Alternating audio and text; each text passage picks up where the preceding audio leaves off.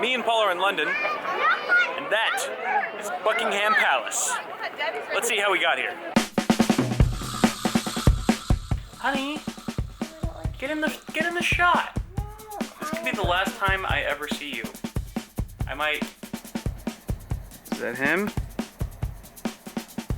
Is that him? That's how it's gonna be? Yep. I haven't started my vlog at all. Should I start mine the same way? We should just have the exact same vlog. Hey everyone, welcome to Paul's vlog. Hey. Yeah. We're here. Let's not get hit by a car. I love it. Love you too.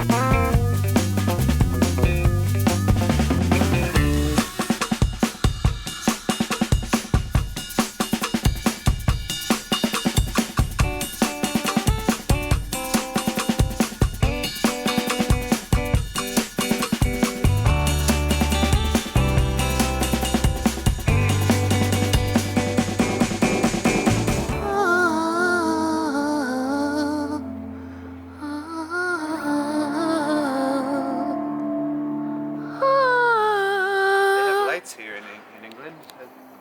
Electricity, worship the light of Britain. So our hotel room is somewhere in here. There's just like 4 or 5 different separate buildings that have all been converted into hotel rooms. And just if you walk out here, this is just an immaculate view of the rest of the property. This is all part of the same property. It's just one massive estate, and it just kind of goes on for miles. Some rich white dude's got a lot of land. Oh look, birdies. Birdies! I'm probably gonna eat you later, actually.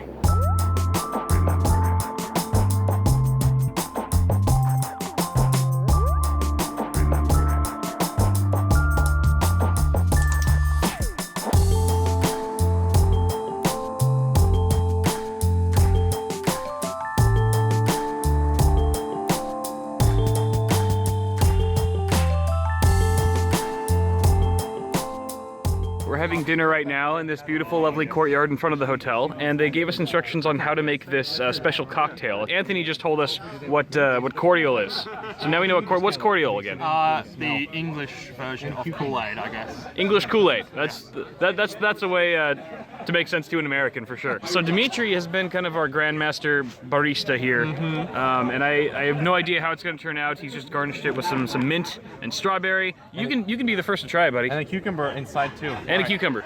I'm handling social media responsibilities by tweeting about this. Oh, good job. Paul's on it too.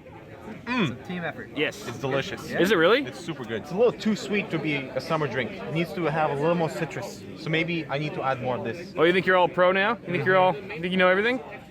He's wearing a blazer. He is wearing a blazer. Okay, I stand corrected. Carry on, sir.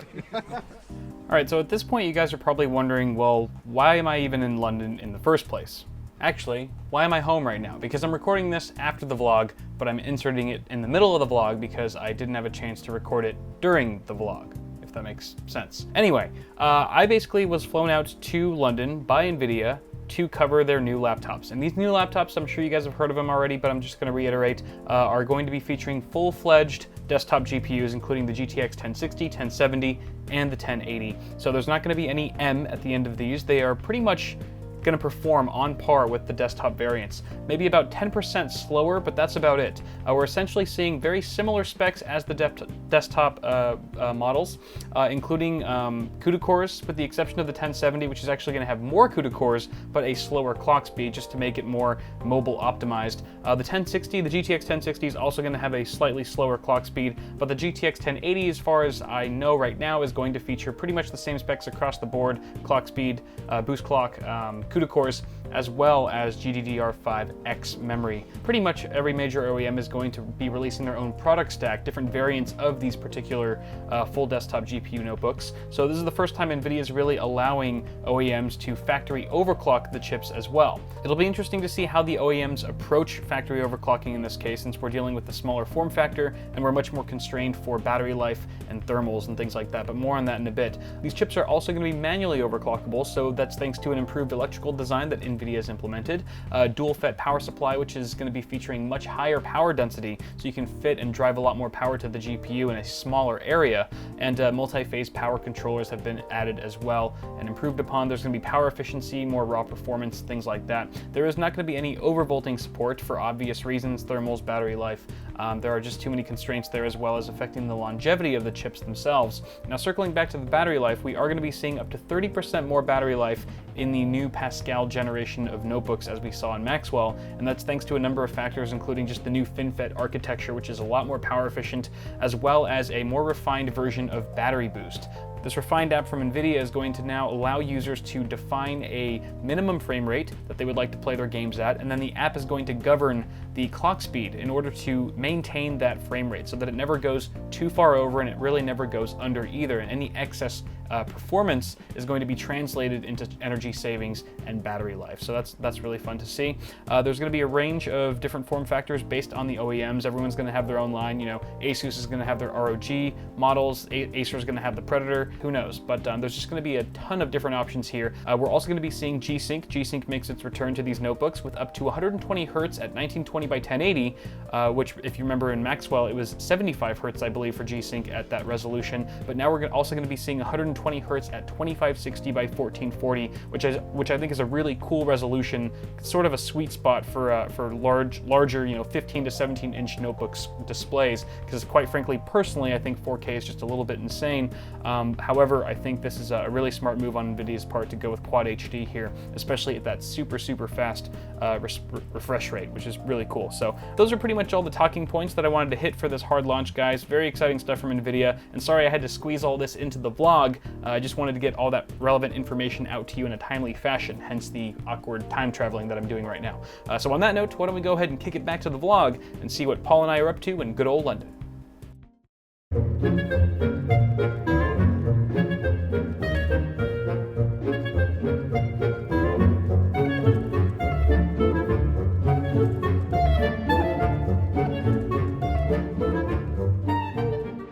St. Paul's Cathedral.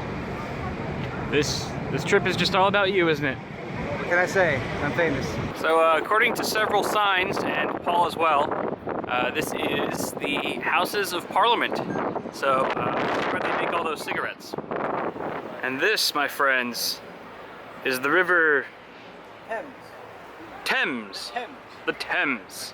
It's spelled differently than it sounds. You learn how to pronounce Thames from watching Mary Poppins, which I have Dick not Van seen. Dyke. I have not seen since I was like 6. So Hunting on the Thames. that sounds very suggestive. Hunting.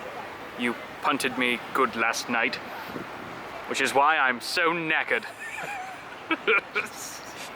See, we've learned so much. Yes. It's been a very educational trip. Tower of London, everyone. Tower of London. Looks kind of like a prison, actually. Be great for the zombie apocalypse, though. Good old Buckingham Palace. Time to give the Queen my regards. That was the most American pronunciation of Buckingham Palace. Here, the Queen is sitting on her throne right now, here at the Buckingham Palace.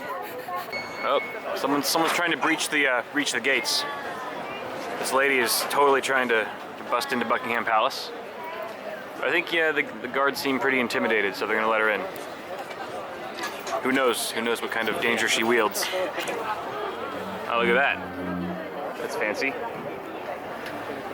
All right, well, God help the Queen. God help her. This is the Buckingham statue. Buckingham statue with golden guy on the top. Golden guy on the top. I see a butt. There's definitely a butt. Holding in his right hand. Those are tweezers. Okay. For That's his... why he's got so little hair on his body. Yeah. And between his legs. Watch out, whoa, kid, watch your step, watch your step. Hey, look, I just plucked these.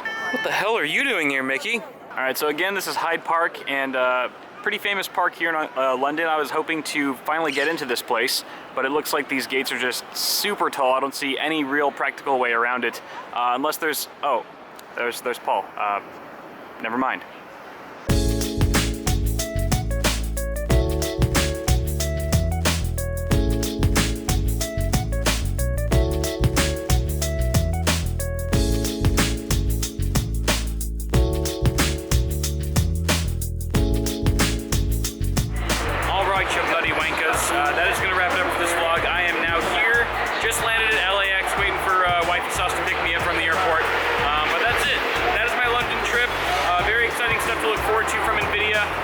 watching this, it means the laptops are already out, at least some of them are, featuring those new 10 series desktop GPUs. Thank you all for coming along with me for this ride, and I'll be seeing you guys very shortly. Be sure to subscribe to the channel if you haven't already.